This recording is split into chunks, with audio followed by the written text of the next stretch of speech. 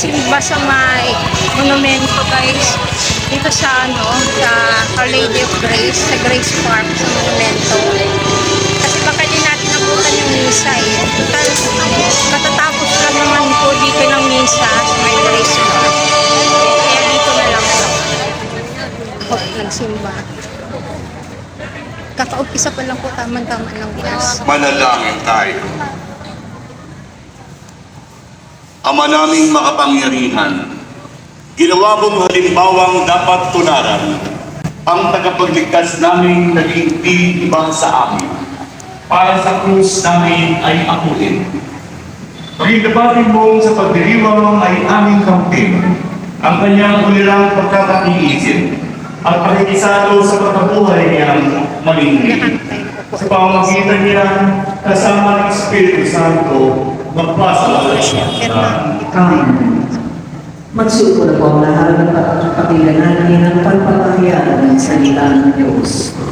Sa unang pagbasa, ibinahayag ni Propeta Isaías ang lalaki na pagtiwala at kalapanan ng lingkod ng Panginoon Diyos sa gitna ng mga pag-uusig at pag-iingat.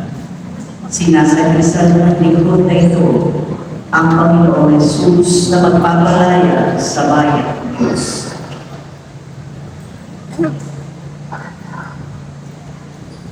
Pagbasa mula sa aklat ni Propeta Isaías. Ang makapangyarihang Panginoon ang nagturo sa akin ang sasabihin ko para tulungan ang mahihina.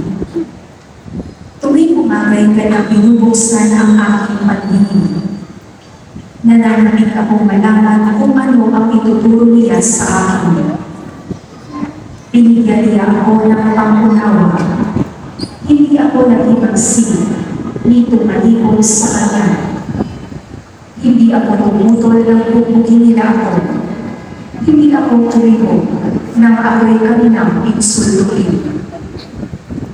Pinabayaan ko silang bulutin ang bukol balbas.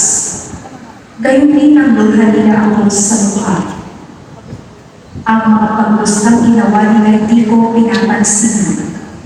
Pagkat ang makapangyarihang Panginoon ang tumutulong sa akin.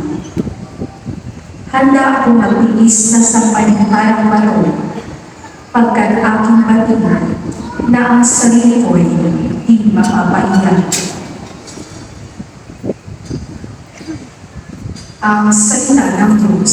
Salamat sa Diyos. Diyos ko, bakit naman ako iyong binabayaan? Diyos ko, bakit naman ako'y iyong pinabayaan?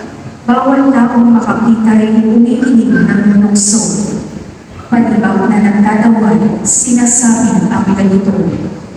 Nagtiwala siya sa Diyos, ngunit hindi siya pansin. Kung talagang minamahal, bakit hindi intindihin? Diyos ko,